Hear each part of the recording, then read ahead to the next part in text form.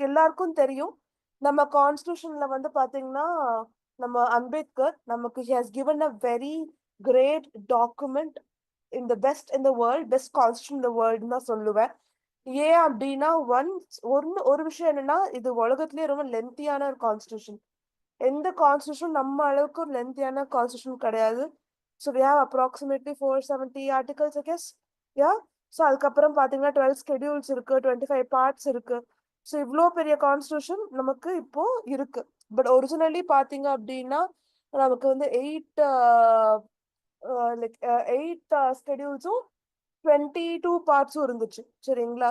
So அப்படி இருக்கும்போது இப்போ ஒரிஜினலி கான்ஸ்டிடியூஷன் வந்து பார்த்தீங்கன்னா அப்பவும் பெரிய கான்ஸ்டிடியூஷன் தான். இப்பவும் அமெண்ட்மெண்ட்லாம் பண்ணி பண்ணி பெருசாக்கிட்டாங்க. ஏன் நம்ம கான்ஸ்டிடியூஷன் வந்து உலகத்திலே பெரிய கான்ஸ்டிடியூஷன் சொல்றாங்க அப்படின்னா, ஒண்ணு we have inspired from various documents.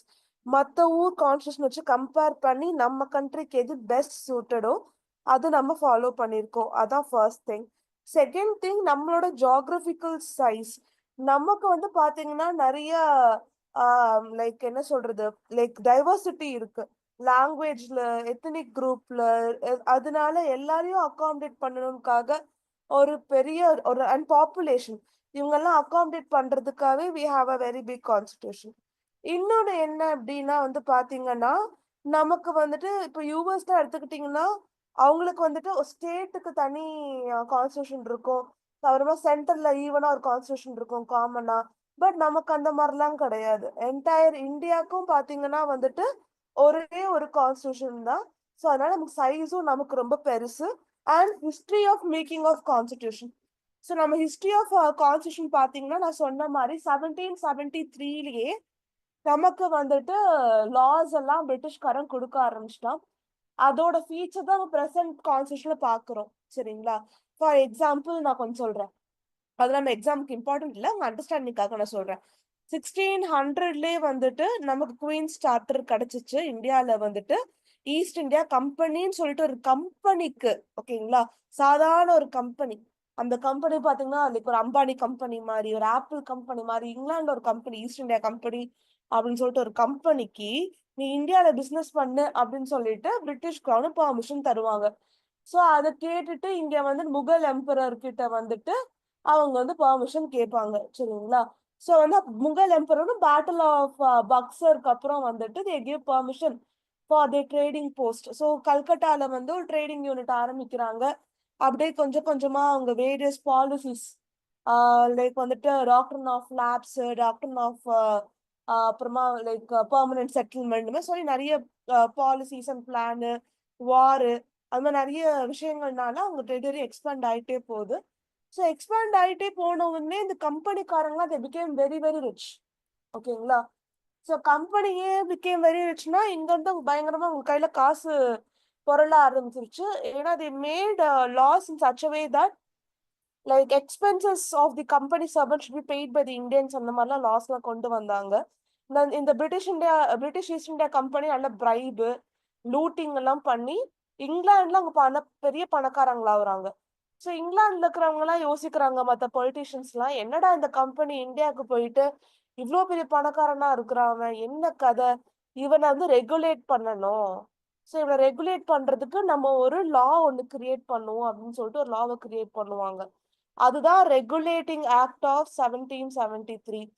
So regulate பண்றாங்க. இப்போ வந்து அன்கண்ட்ரோல்டா இருக்கிற ஒரு கம்பெனியை வந்துட்டு அது நல்வழியில கொண்டு வரணும் அப்படின்னு சொல்லி கொண்டு வந்ததுதான் ரெகுலேட்டிங் ஆக்ட் ஆஃப் 1773. அதுல வந்து பாத்தீங்கன்னா கம்பெனியோட கமர்ஷியல் பிசினஸையும் பொலிட்டிக்கல் பாடியும் பிரிச்சிருப்பாங்க. ஸோ இந்த மாதிரி தான் வந்துட்டு ஒவ்வொரு லாஸா வரும். ஓகேங்களா? ஸோ அதுல வந்து பாத்தீங்கன்னா நம்மளோட ஃபர்ஸ்ட் வார் ஆஃப் இண்டிபெண்டன்ஸ்க்கு அப்புறம் கம்பெனி ரூலே இருக்காது. டைரக்டா கிரவுன் வந்துட்டு they will take இன்சார்ஜ். ஏன் டைரக்டா கிரவுன் வந்து டேக் இன்சார்ஜ் அப்படின்னா வந்துட்டு ஒன்ஸ் இந்த ஃபர்ஸ்ட் வார் ஆஃப் இண்டிபெண்டன்ஸ், இந்த உங்களுக்கே தெரியும் இந்த மங்கள் பாண்டே கதை, அப்புறமா வந்துட்டு இந்த புல்லட்ல வந்து பாத்தீங்கன்னா வந்துட்டு இந்த லைக் நிறைய இந்தியன்ஸ் வந்துட்டு பிரிட்டிஷ் ஆர்மில எம்ப்ளாய் பண்ணி வச்சிருந்திருப்பாங்க. பட் அவங்களுக்குலாம் வந்து பாத்தீங்கன்னா நல்ல ஒரு சேலரி, இல்லைன்னா வந்து ஒரு லீவு, அதெல்லாம் எதுவுமே இருக்காது. பிளஸ் அவங்கள தாடி எடுக்க சொல்றதும் மீசை எடுக்க சொல்றதும் அவங்க ரிலீஜியஸா இன்னப்ராப்ரேட்டா பார்த்தாங்க. ரிலீஜியஸ் ஐடென்டிட்டி எடுக்க பாக்குறியா அப்படின்னு யோசிச்சாங்க. சோ மங்கள் பாண்டே ஒரு பக்கம் வந்துட்டு வெடிச்சாரு. ஒரு நிறைய டிசாட்டிஸ்பாக்சன். ராஜாக்களோட லேண்ட் எல்லாம் வந்து பிரிட்டிஷ் புடுங்கிக்கிட்டாங்க based on doctrine of lapse. அதாவது ஆவின் வாரிசு இல்லை அப்படின்னா அவங்க வந்துட்டு பிரிட்டிஷ் அது கண்ட்ரோல் எடுத்துக்கும் அந்த கிங்டம். பர்மனன்ட் செட்டில்மெண்டல் பாலிசி இருந்துச்சு. இந்த மாதிரி நிறைய லைக் வந்து பாலிசி மூலியமா வந்து கொஞ்சம் கொஞ்சம் டெரிட்டரி அக்வயர் பண்ணும்போது மக்களுக்குள்ள அதிருப்தி, ஆர்மி பீப்புளுக்கு அதிருப்தி, இதுக்கு முகல் எம்பரரே இருக்கலாம்னு சொல்லி பகதூர் ஷா ஜஃபர் கிட்ட பெர்மிஷன் கேட்டுட்டு பிரிட்டிஷ் அடிக்க ஆரம்பிச்சிட்டாங்க. சோ இந்த டைம்ல வந்து பாத்தீங்க அப்படின்னா இந்த ஃபர்ஸ்ட் வார் ஆஃப் இண்டிபெண்டன்ஸ் சொல்றாங்க. பிரிட்டிஷ்காரங்களுக்கு வந்துட்டு பாத்தீங்கன்னா பயம் வந்துருச்சு இங்கிலாந்துல இருக்கிறவனுக்கு. இப்படியே போச்சுன்னா நல்ல தங்க தங்க முட்டை போடுற இந்தியாவை வந்து நம்ம லூஸ் பண்ண வேண்டியதான். சோ இந்த கம்பெனியை நம்பி எதுவும் பண்ண முடியாது, நம்ம டாக்டர் நம்ம ஆக்ஷன் இறங்குவோம் அப்படின்னு சொல்லிதான் வந்துட்டு கவர்மெண்ட் இறங்கும். ஸோ அப்ப இருந்தா அந்த கவர்மெண்ட் ஆஃப் இந்தியா ஆக்ட் 1858 அந்த மாதிரிலாம் ஒவ்வொரு கவர்மெண்ட் ஆஃப் இந்தியா ஆக்ட் அந்த மாதிரிலாம் வரும். ஸோ நம்ம அதுல கவர்மெண்ட் ஆஃப் இந்தியா ஆக்ட் 1935 அது ரொம்ப ரொம்ப இம்பார்ட்டன்டான ஆக்ட். அந்த ஆக்ட்ல வந்து பாத்தீங்க அப்படின்னா வந்துட்டு இந்த ஃபெடரல் ஃபீச்சர்ஸ் அதை பத்தி எல்லாம் பேசி இருந்திருப்பாங்க. ஸோ இதெல்லாம் பார்த்து நம்ம இருக்க மெஜாரிட்டி ஆஃப் தி கான்ஸ்டியூஷன் ப்ரொவிஷன்ஸ்லாம் எதுல இருந்து ரிஃப்ளெக்ட் ஆகுது அப்படின்னு கொஸ்டின் கேட்டாங்கன்னா majority of the provisions are reflected from government of India act 1935. இந்த ஆக்டை நீங்க ஞாபகம் வச்சுக்கணும், சரிங்களா?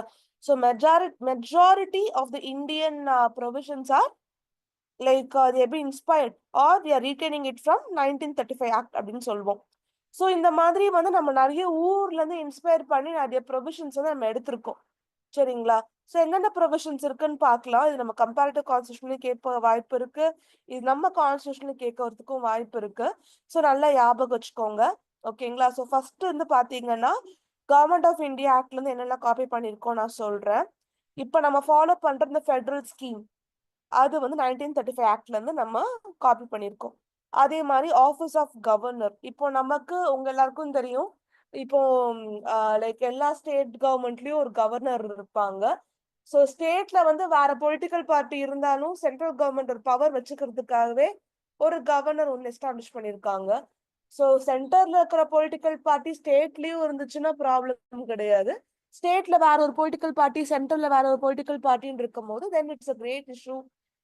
கவர்னர் சைன் எல்லாம் போட மாட்டார் நிறைய பில்லுக்கெல்லாம். ஸோ எப்பவுமே ஒரு கான்ஃபிளிக்ட் இருக்கும். அதுக்கு நிறைய எக்ஸாம்பிள் உங்களுக்கே தெரியும், தமிழ்நாடு இருக்கு, வெஸ்ட் பெங்கால், கேரளா. ஸோ இங்கெல்லாம் வந்துட்டு நமக்கு நிறைய இஷ்யூஸ் இருக்கு பிகாஸ் ஆஃப் கவர்னர்னால. ஸோ இந்த ஆஃபீஸ் ஆஃப் கவர்னர் எங்க இருந்து நம்ம எடுத்தோம் அப்படின்னா 1935 ஆக்ட்லயே நமக்கு இது இருக்கு. நெக்ஸ்ட் வந்து ஜுடிஷியரி, இப்ப நம்ம ஃபாலோ பண்ற ஜுடிஷியரி. அப்புறம் பப்ளிக் சர்வீஸ் கமிஷன், இப்ப யூபிஎஸ்சி இருக்கு, டிஎன்பிஎஸ்சி இருக்கு. இதெல்லாம் எங்க இருந்து வந்துச்சு அப்படின்னா வந்துட்டு கவர்மெண்ட் ஆஃப் இந்தியா ஆக்ட்ல இருந்தா வந்துச்சு. அப்புறம் emergency provisions and administrative details, ஒரு எமர்ஜென்சி ப்ரொவிஷன்ஸ், எமர்ஜென்சி டைம்ல என்ன பண்ணணும் ஏது பண்ணணும் அது எல்லாமே வந்து பாத்தீங்க அப்படின்னா வந்துட்டு 1935 ஆக்ட்ல வந்து சொல்லியிருக்காங்க. ஸோ நெக்ஸ்ட் நம்ம பிரிட்டிஷ் கான்ஸ்டியூஷன்ல பார்ப்போம். நம்ம மெஜாரிட்டி ஆஸ் யூஷுவல் லைக் பாத்தீங்கன்னா parliamentary form of government. So உங்களுக்கே தெரியும் நம்ம பிரசிடென்ஷியல் ஃபார்ம் ஆஃப் கவர்மெண்ட் கிடையாது, நம்ம இது பார்லிமெண்டரி ஃபார்ம் ஆஃப் கவர்மெண்ட் இருக்கு. 2 ஹவுசஸ் இருக்கு, just like the British constitution. So நமக்கு real head prime minister, nominal head வந்து பிரசிடென்ட். இதெல்லாம் காலங்காலமா நெட்ல கேட்கற ரிக்வஸ்ட், அவங்க எல்லாருக்கும் தெரிஞ்ச ஒரு ஆன்சர், ஸோ ப்ராப்ளம் இல்லை. So next rule of law. Rule of law எதுல இருக்கு guys, any idea? Rule of law எந்த ப்ரொவிஷன்ல ரிஃப்ளெக்ட் ஆகுது? ஆர்டிகல் 14ல ரிஃப்ளெக்ட் ஆகுது ரூல் ஆஃப் லா. இது எங்க இருந்து வந்துச்சுன்னு பாத்தீங்கன்னா பிரிட்டிஷ் கான்ஸ்டியூஷன்ல இருந்து வந்துச்சு. அப்புறம் லெஜிஸ்லேட்டிவ் ப்ரொசீஜர், அதாவது ஒரு லெஜிஸ்லேச்சர் ஒரு லா எப்படி பாஸ் பண்ணணும், ஃபர்ஸ்ட் ரீடிங், செகண்ட் ரீடிங், அப்புறமா வந்துட்டு அதெல்லாம் லைக் ஒரு ஹவுஸ்ல இருந்து இன்னொரு ஹவுஸ்க்கு எப்படி போகணும், அப்புறமா வந்து அப்ரூவல் யார் கொடுப்பா, அதெல்லாமே பிரிட்டிஷ் பார்லிமெண்ட்ல இருந்தா நம்ம வந்து எடுத்திருக்கோம். So next single citizenship. So பிரிட்டிஷ்ல பாத்தீங்க அப்படின்னா அது சிங்கிள் சிட்டிசன்ஷிப் தான். ஸோ வந்து பாத்தீங்கன்னா இப்போ யூஎஸ்ல டூவல் சிட்டிசன்ஷிப் நீங்க வந்துட்டு, பட் பிரிட்டிஷ் மாடல்ல we have only single citizenship. நம்ம only you can be citizen of India. So next we have cabinet system. So cabinet சிஸ்டம்னா இம்பார்ட்டன்ட் மினிஸ்டர்ஸ்லாம் இருக்காங்க இல்லையா, ஸோ அவங்களாம் கேபினட் சிஸ்டம்னு சொல்லுவாங்க. லைக் இந்த ஃபினான்ஸ், அப்புறமா வந்துட்டு இந்த லா, ஹோம் மினிஸ்ட்ரி, இதெல்லாம் வந்துட்டு கேபினட் சிஸ்டம்னு சொல்லுவாங்க. So because very very essential for running the country. So அதனால வந்துட்டு like cabinet system it's like we have ripped off நம்ம British constitution. Next the prerogative writs. நம்ம ரிட்ஸ் எல்லாமே யூகே பேஸ் தான் நம்ம வந்துட்டு எடுத்திருக்கோம்.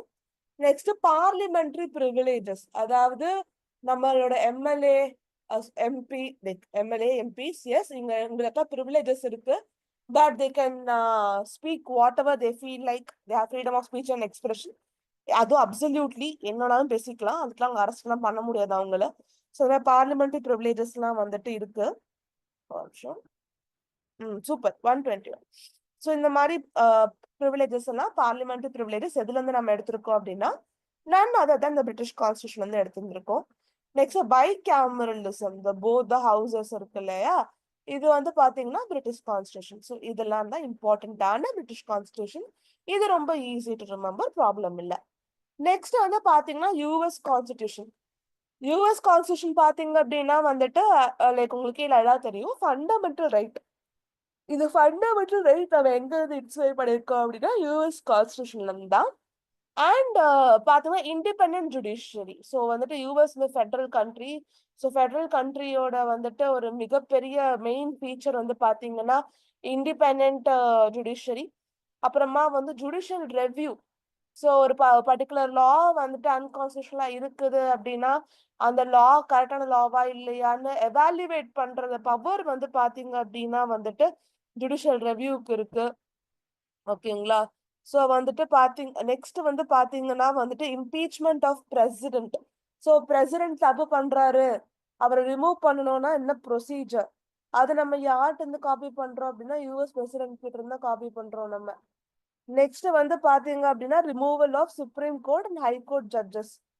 ஸோ சுப்ரீம் கோர்ட்டும் அண்ட் ஹை கோர்ட் ஜட்ஜஸ் எப்படி ரிமூவ் பண்றது, அதுவும் வந்து நம்ம யூஎஸ் கான்ஸ்டியூஷன் தான் நம்ம எடுத்திருக்கோம். And post of vice president. So இதுக்கு முன்னாடி உங்களுக்கே தெரியும் யூஎஸோட வைஸ் பிரசிடென்ட் தான் ரொம்ப பாப்புலர். நம்ம கமலா ஹாரிஸ் அம்மாலாம் இருந்தாங்க. ஸோ வந்துட்டு அதனால அந்த மாதிரி பொசிஷன் நமக்கு இப்போ வைஸ் பிரசிடென்ட்லாம் இருக்காங்கல்ல, இது எங்கேருந்து நம்ம வந்து இன்ஸ்பயர் பண்ணியிருக்கோம் அப்படின்னா வந்துட்டு யூஎஸ் கான்ஸ்டியூஷன் தான் நம்ம இன்ஸ்பயர் பண்ணியிருக்கோம். ஓகேங்களா? நெக்ஸ்ட் வந்துட்டு ஐரிஷ் கான்ஸ்டியூஷன். இதுதான் நம்ம எக்ஸாம்ல அடிக்கடி கேட்கிற ஒரு விஷயம்.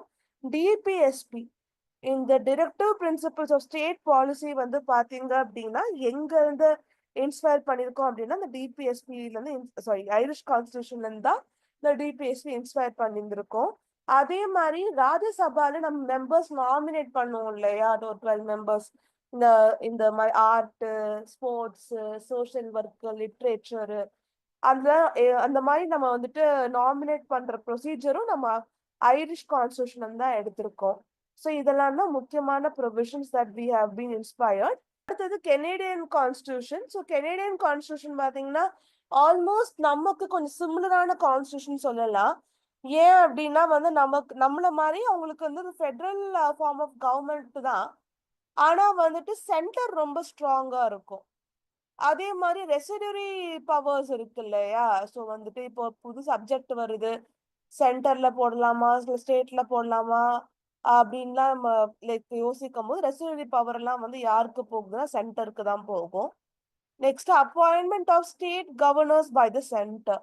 ஆஃபீஸ் ஆஃப் கவர்னர் வேணா வந்து 1935 ஆக்ட்ல வந்து இருக்கலாம், சரிங்களா? பட் அந்த இந்த appointment of state governors by the centre, அந்த எப்படி அப்பாயிண்ட் பண்ணுவாங்க ஒரு கவர்னரை, அது வந்து நம்ம கெனேடியன் கான்ஸ்டியூஷன்ல தான் நம்ம எடுத்திருக்கோம். இது ரொம்ப முக்கியம். Advisory jurisdiction of supreme court. Supreme கோர்ட்டுக்கு நிறைய ஜூரிஸ்டிக்ஷன் இருக்கு, லைக் ஒரிஜினல் ஜூரிஸ்டிக்ஷன், அப்புறமா criminal appeal, civil appeal, special leave petition, அந்த மாதிரி அட்வைசரி ஜூரிஸ்டிக்ஷன் நம்ம பார்ப்போம். ஸோ அட்வைசரி ஜூரிஸ்டிக்ஷன் நிறைய கேசஸ் கேட்பாங்க, லைக் இப்போ நம்ம வெறுபாரியா இருக்கட்டும், கேரளா எஜுகேஷன் பில்லா இருக்கட்டும். ஸோ இதெல்லாம் வந்து பாத்தீங்கன்னா வந்து அட்வைசரி ஜூரிஸ்டிக்ஷன் கீழே வரும். ஸோ இங்க வந்து இதெல்லாம் வந்து பாத்தீங்க அப்படின்னா president can ask the supreme court. சரி, correct. So president can ask the supreme court. So அவங்க வந்து அட்வைஸ் பண்ணுவாங்க, சரிங்களா? ஸோ இதுதான் வந்துட்டு கெனேடியன் கான்ஸ்டியூஷன் வந்து நம்ம காப்பி பண்ண முக்கியமான essential features which is very vital for our country. So next பாத்தீங்க அப்படின்னா வந்துட்டு ஆஸ்திரேலியன் கான்ஸ்டிடியூஷன்.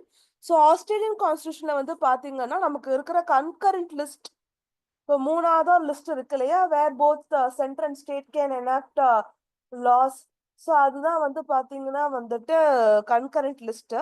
ஸோ இந்த கன்கரண்ட் லிஸ்ட்ல வந்து பாத்தீங்கன்னா வந்துட்டு அது தவிர்த்து ஆஸ்திரேலியன் கான்ஸ்டியூஷன் வந்து நம்ம காப்பி பண்ணதுன்னு பாத்தீங்கன்னா freedom of trade, commerce and intercourse and joint sitting of two houses of parliament. அதாவது ஒரு பர்டிகுலர் ஒரு பர்டிகுலர் பில் டெட்லாக் ஆயிடுச்சு, ரெண்டு ரெண்டு ஹவுஸும் பாஸ் பண்ணலன்னு வச்சுக்கோங்க, டெட்லாக் ஆயிடுச்சு அப்படின்னா ரெண்டு ஹவுஸையும் ஒன்னா சேர்த்து உட்கார வைப்பாங்க. That is called as joint sitting. So இந்த joint sitting of two houses of parliament வந்து பாத்தீங்க அப்படின்னா ஸ்பீக்கர் ஆஃப் லோக்சபா தான் ப்ரிசைட் பண்ணுவாங்க. இது ஒரு ப்ரீவியஸ் கொஸ்டின். ஸோ நம்ம இந்த ஃபீச்சர் எங்க இருந்து வந்து நம்ம வந்துட்டு லைக் இன்ஸ்பயர் பண்ணிருக்கோம் அப்படின்னு பாத்தீங்கன்னா ஆஸ்திரேலியன் கான்ஸ்டியூஷன்ல இருந்து. சரிங்களா? ஸோ நெக்ஸ்ட் வந்து Weimar constitution of Germany. So Weimar constitution of Germany வந்து பாத்தீங்கன்னா suspension of fundamental rights during the emergency. So emergency provision 1935 ஆக்ட்ல கொடுத்திருந்தாலும் உங்களுக்கே தெரியும் நம்ம எமர்ஜென்சி டைம்ல ஃபண்டமெண்டல் ரைட்ஸ் சஸ்பெண்ட் ஆகும். அதுல அந்த ப்ரொவிஷன்ஸ் நம்ம எங்க இருந்து இன்ஸ்பயர் பண்ணிருக்கோம் அப்படின்னா வெய்மார் கான்ஸ்டியூஷன் ஆஃப் ஜெர்மனி கிட்ட இருந்து நம்ம இன்ஸ்பயர் ஆயிருக்கோம். அப்புறமா சோவியத் கான்ஸ்டியூஷன் லைக் யுஎஸ்எஸ்ஆர், இப்போ ரஷ்யான்னு சொல்லுவோம் இல்லையா. ஸோ இங்க நம்ம என்னெல்லாம் வந்துட்டு இன்ஸ்பயர் பண்ணி எடுத்திருக்கோம் அப்படின்னா ஃபண்டமெண்டல் டியூட்டிஸ். இது நம்ம எக்ஸாம்ல கேட்பாங்க, ஞாபகம் வச்சுக்கோங்க. So fundamental duties, ideals of justice, social, economic and political இந்த ப்ரியாம்பிள். ஸோ இந்த சோஷியல், எக்கனாமிக் அண்ட் பொலிட்டிக்கல்னு சொல்லிட்டு ஜஸ்டிஸ்ல கொடுத்துருப்பாங்க. ஸோ இது வந்து பாத்தீங்கன்னா ப்ரியாம்பிள்ல இருக்கும். இது வந்துட்டு நம்ம எங்க இருந்து வந்துட்டு இன்ஸ்பயர் பண்ணியிருந்திருக்கோம் அப்படின்னா வந்துட்டு சோவியத் கான்ஸ்டியூஷன்ல இருந்து இன்ஸ்பயர் பண்ணியிருக்கோம். சரிங்களா? ஸோ இதெல்லாம் தான் நம்ம இன்ஸ்பயர் பண்ணது. French constitution. ஸோ பிரெஞ்சு கான்ஸ்டியூஷன்ல இருந்து பாத்தீங்க அப்படிங்கன்னா நம்ம அந்த republic and ideals of liberty, equality, fraternity இந்த ப்ரியாம்பிள். ஸோ பேசிக்கா நம்ம வந்துட்டு ரஷ்யால இருந்து, பிரான்ஸ்ல இருந்து இந்த ப்ரொவிஷன்ஸ் எல்லாம் வந்து காப்பி பண்ணி இருந்திருக்கோம். ஸோ வந்து பாத்தீங்கன்னா இந்த word like republic, ideals of liberty, equality, fraternity இந்த ப்ரியாம்பிள் பிரெஞ்சு கிட்ட இருந்து நம்ம காப்பி பண்ணியிருந்திருக்கோம். நெக்ஸ்ட் வந்து South African constitution. So South African constitution என்னடா சவுத் ஆப்பிரிக்காவை கூட விட்டு வீட்டுல நீங்க கேட்கலாம், அதுல இருந்து நம்ம எடுத்திருக்கோம். ஸோ என்னடா எடுத்திருக்கோம் அப்படின்னா வந்துட்டு procedure for amendment of constitution. நம்ம கான்ஸ்டியூஷனை வந்து அமெண்ட் பண்றதுக்கு வேஸ் இருக்கு இல்லையா, simple, special, half of the state, இதெல்லாமே வந்து எங்க இருந்து நம்ம இன்ஸ்பயர் பண்ணிருக்கோம் அப்படின்னா South Africa. And election of members of Rajya Sabha. Rajya Sabha members வந்து இன்டைரக்ட் எலெக்ஷன் தான். ஸோ அது நம்ம எப்படி எலெக்ட் பண்றோம் அப்படின்னா வந்து நம்ம சவுத் ஆப்பிரிக்கால இருந்து நம்ம வந்துட்டு எலெக்ட் பண்ணி வந்திருக்கோம். சரிங்களா? நெக்ஸ்ட் வந்து ஜாப்பனீஸ் கான்ஸ்டிடியூஷன். ஜாப்பனீஸ் கான்ஸ்டிடியூஷன் வந்து ப்ரொசீஜர் எஸ்டாப்ளிஷ்ட் பை லா. ஓகேங்களா? இந்த வார்த்தை ப்ரொசீஜர் எஸ்டாப்ளிஷ்ட் பை லா வந்து நம்ம ஜாப்பனீஸ் கான்ஸ்டிடியூஷன் வந்து எடுத்திருக்கோம். சரிங்களா?